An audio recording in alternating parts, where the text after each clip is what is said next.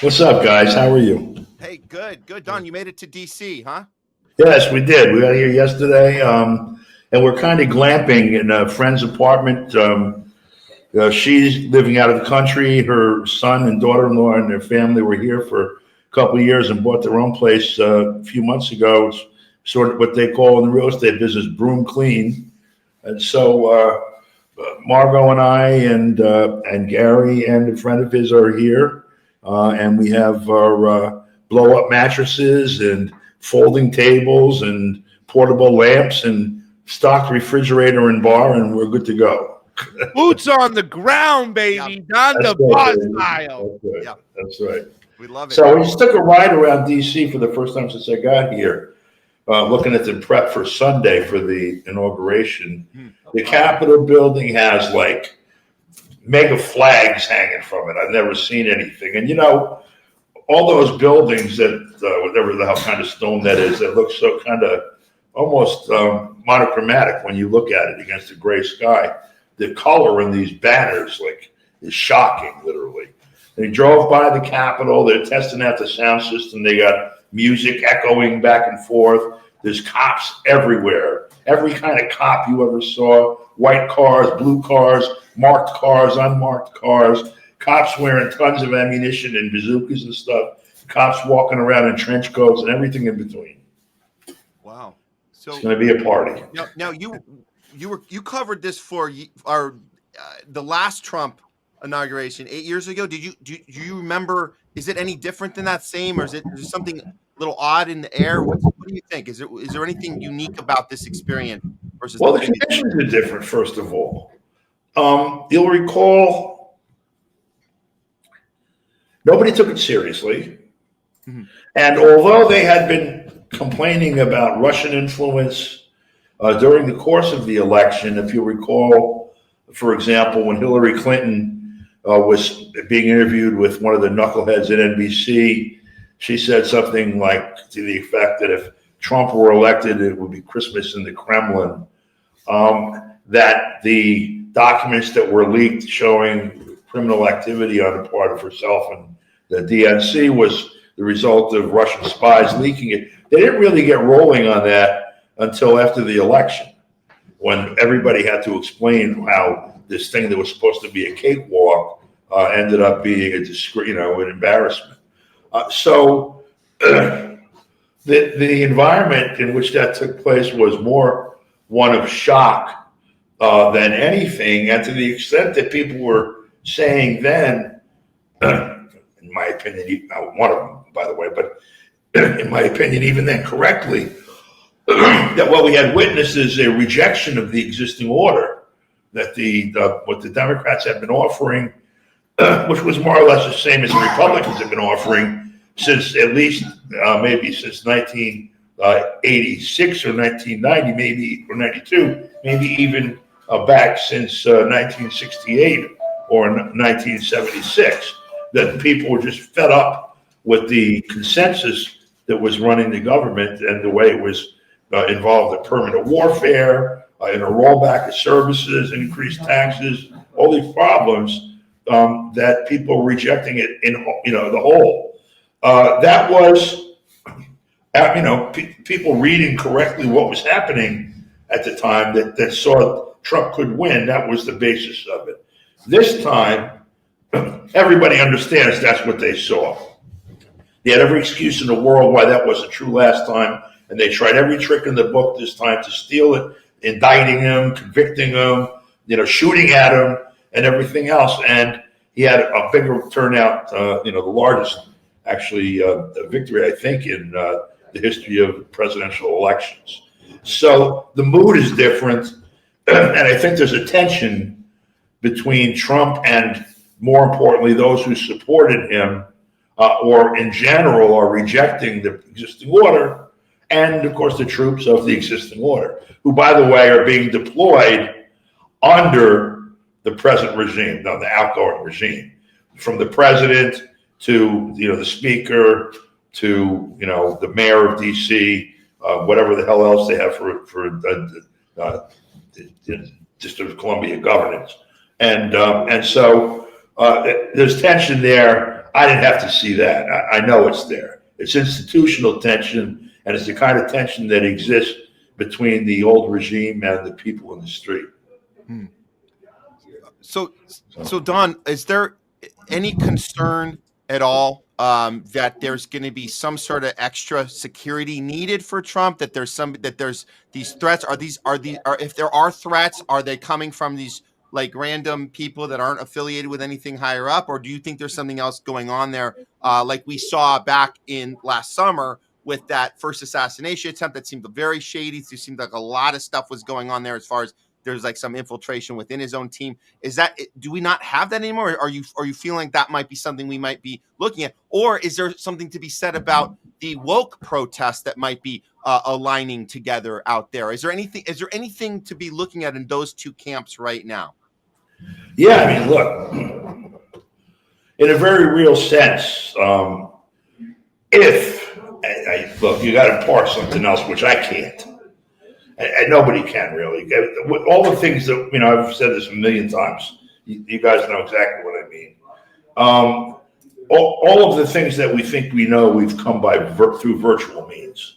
I'm not with Trump, and even if I were, I'm not with him like, deep in the night when he's, bearing his soul or whatever. So I have no idea what he actually intends. I do know things about him that we all know, which is he's a master of public relations and a master of taking whatever is out there and trying to own it and position the good that comes out of it as being his doing. So, that's something that I have to consider as possible, even when I think I'm seeing something else. If he really intends to do what he promised, it's an existential threat to the existing order. And the existing order has more weapons of every type, from intelligence, as in information gathering, not as in smarts, from intelligence to the nuclear weapons. So, should he be nervous? Well, if he really intends to change anything, he ought to be hiding under a rock somewhere because they're coming for him. Now, the other thing is, so let's say he does intend to change things, and he makes it to January 20th, does being president of the United States actually put in your hands sufficient power to protect yourself against that? If they're coming after you, whoever the hell they actually are, we don't have a list of their names. We know some of the corporations that do a lot of their acting around the world. And we know some of the government officials that do their bidding around the world, including here in the United States particularly. But the actual, who's that Dr. Evil guy sitting, behind the curtain or whatever that pulls all the strings if such a person exists, or if she exists in the body of, 50 or 100 people. Who they are, we don't know. But if that thing, that entity, is, really being threatened by Trump, whether he knows that's who he's threatening because he knows how to do it, or just I'm going to get this done by hook or by crook, damn it. They are very well positioned to take him out in any number of ways, including with their ownership of the media, despite the contradictions there, to turn the very people who would benefit from this and who lifted him against him.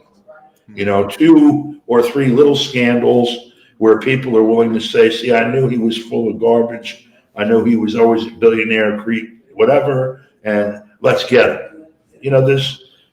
It's hard to know what to do other than to observe and, try to parse what you're looking at, and then poke it once in a while and see how it responds.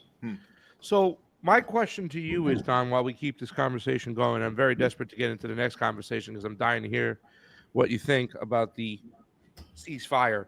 But my question to you is this time is that I'm a little bit confused on what does Donald Trump intend to change that will go against the power structure this time, because himself has come out, number one, the first appointee he had that was hold on a second, was Keith Kellogg, who was a anti-Russian, pro-Ukrainian, let's support them to the last Ukrainian general that he appointed. And then he went from saying that I'll end it in 24 hours to, if Putin doesn't come to the table, we'll end it in 100 days. We'll give them In fact, they'll say we'll give the Kiev regime weapons.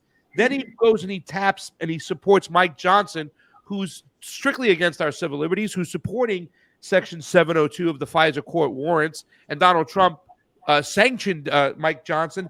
And then we had the whole HB1 visa situation where he was on tape 2016. Again, and I would argue that just like Bernie Sanders, 2016, Bernie Sanders was a different candidate than 2020. 2016, he was all about the working class. 2020, he was all about Donald Trump is the most racist, sexist, misogynist president of all time. You could say the same thing for Donald Trump. Everything that he stood for. We don't hear talks about the deep state anymore. We don't hear talks about getting rid of NATO. So what does he really, where is he really a threat to the power structure in your mind this time around? Well, so actually, some of that stuff, I don't know if you noticed, there were actually some very strong statements about pulling out of NATO, like in the last couple of days. Look, you could even go further. You know, we've been to Cuba, okay, and you had Obama waiting 7 years and 11 months and 29 days and 8 minutes, I think, or something, to roll back some tiny bit of the sanctions against that country, and none of the material ones. And then you had, Trump did the undid on paper some of that, and then imposed some other additional misery on the people of Cuba. And then Biden complained about it and left it all standing, and as a matter of fact now is rolling back a little bit, 6 days before. And you've got, on the other hand, Trump appointing Marco Rubio to be Secretary of State, who is, a Batistist, to be gentle. He's a fascist, obviously. And so, he appointed John Bolton last time. There are other things too. These things are riddled with contradictions. And see, I would start with this.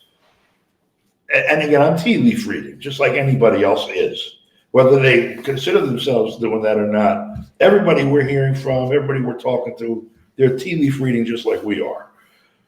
Their information comes to them virtually. We have no idea how reliable it is. The things that are deductions are deductions from virtual information that doesn't firm it up. Okay, so I'm looking at the following things and making my own deductions. One is the fact that Trump, with Bolton and others, left Nicaragua standing and left Cuba standing. The interesting thing about Bolton was he and Abrams, and there was another one, they were basically finished after Trump gave them free rein to do what they were going to do, because they showed themselves to be so ridiculous, so out of step with reality. Juan Guaido, I don't really need to go beyond that. I mean, he basically gave them enough rope to hang themselves. These were a threat to him, these people, from the right. They were liked by part of the coalition of groups, some of the cohorts that helped get him elected, in the same way that Rubio did in helping him get Florida. What he actually intends to do may be evident by that appointment, and it may be something entirely different. I don't know that yet. That's my point. And it's the same with, there was another one. The defense guy, what's it? Hey, whatever the hell his name. Peter Hesketh? You're not talking about Peter Hesketh tomorrow. Yeah, because, and your guy, Marco Rubio, did point out that this administration should be the most Zionist administration in history, right? So please. They're all doing that. Everybody in Washington is doing that. Yeah. Bobby Kennedy is doing that. Marco Rubio is doing that. The whole lot of them. I don't know who's not. Barbara Lee wants to be mayor of San Francisco. I don't hear from her on this. So my point is that you can't really tea leaf read yet based on these appointments. You can certainly oppose them. on the merits. And you can also certainly say, look, we're looking at what you said you were going to do, and this is what we're seeing you do so far, and it does not inspire confidence. And if you want any support here, you better start doing some of the things you promised rather than indicating the contrary.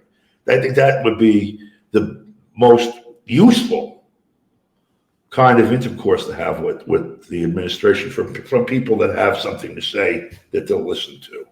Bobby Kennedy being head of HHS, I would rather he was being appointed to head the CIA or the Pentagon. I think, though, that I'm going to find it interesting watching what happens over there. He went in, basically, his big argument when he campaigned for president and in general in the political sphere is that the federal agencies have been captured by the industries they're supposed to police.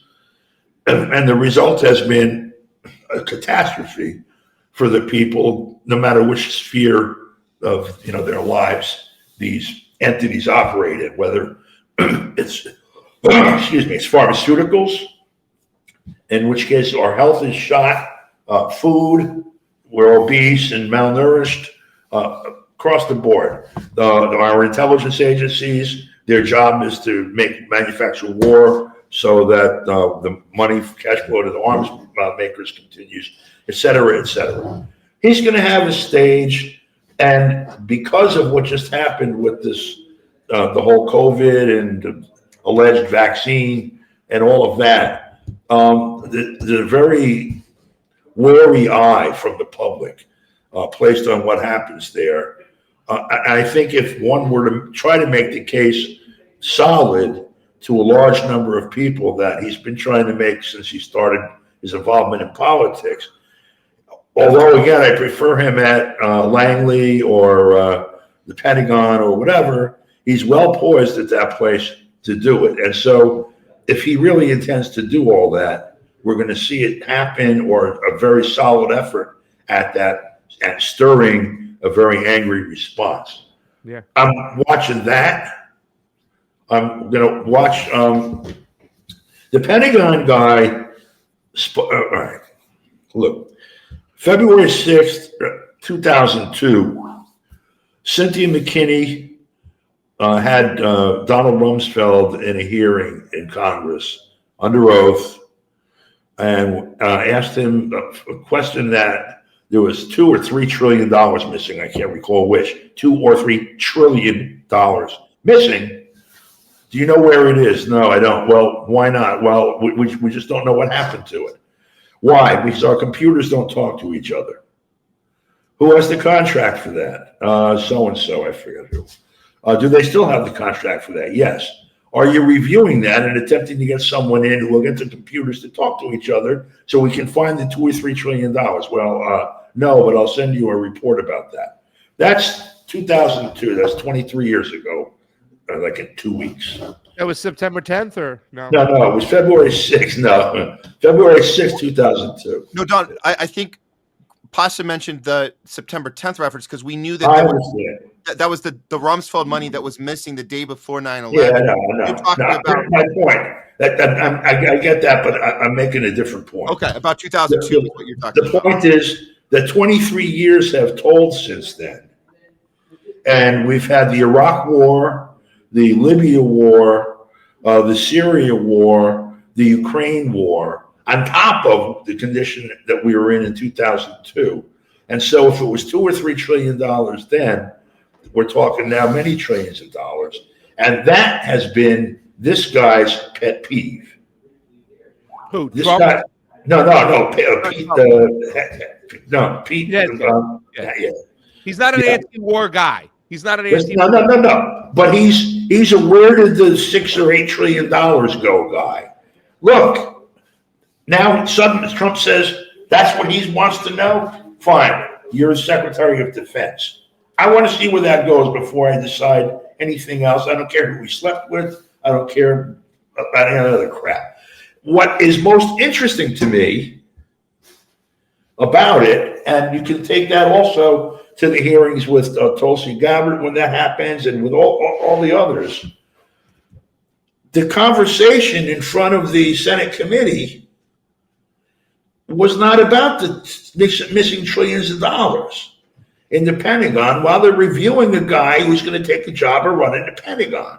They're worried about where he stuck Pete Jr. and when and how much he had to drink.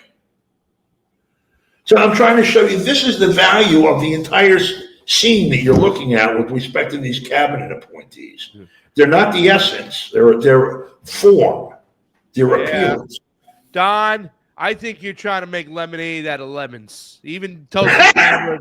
I think Tulsi Gabbard, even going back on 702, really the only appointee that matters to me right now that I think is worthy of anything is RFK. Despite his Zionism, getting in his HHS, I want to see what he's going to do, but I don't believe he'll get confirmed. That's just my opinion. They haven't had a date set for that yet. That should tell you something. Yeah. That should tell you something. Look, that he's the only guy that won't get confirmed. Well, that's it tells us that he's actually somebody that was actually planning to do something productive in his job, where the rest of them are. That's what it would say to me too. Yeah, right. So that. But the rest of them, as they get in, we see what they do. I mean, watch the hands. We'll watch closely. We know you're going to watch closely, Don, every day of this. But let's just before we move on to this, I want to definitely get on to the ceasefire situation going on. I'll do that in quotes. The ceasefire situation. Thank you. Air quotes. Yeah, right. The air quotes. But we'll just get one last thought on Monday. What are your predictions? Does everything go smooth, or does something go wrong? If something goes wrong, where is that going to come from? This is just speculation at this point. This is not news. This is just speculation because we're curious where you think what your thoughts are, being that you're right there right now, Don. Yeah. Well, okay. So either he gets inaugurated or he doesn't and takes office.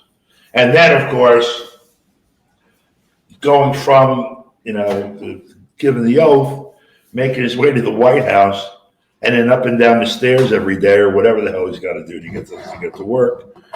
Who knows what he's going to encounter where? In the hallway, soaring through the air, thinking his other ear, who knows what. Yeah. I know that an awful lot of effort went into keeping him from winning the presidency. I'm talking about like the corralling, the gathering and operation and management of a bunch of different lawsuits involving the Attorney General of New York and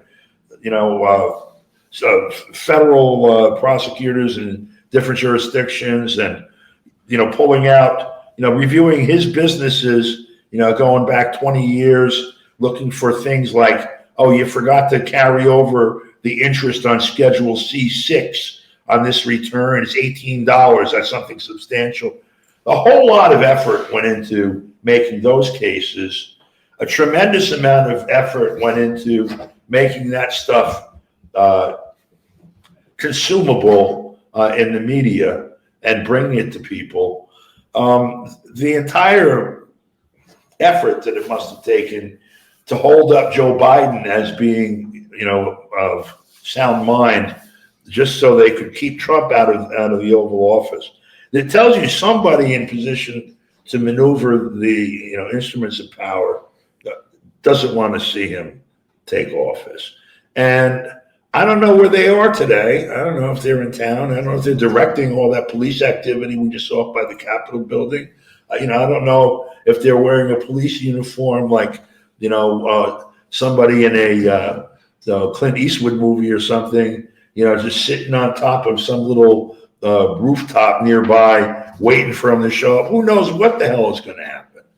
I won't make any predictions. I don't believe in that crap anyway, but I just know that either this is a really well-produced, very, very elaborate, can I use the word shit show? Yeah.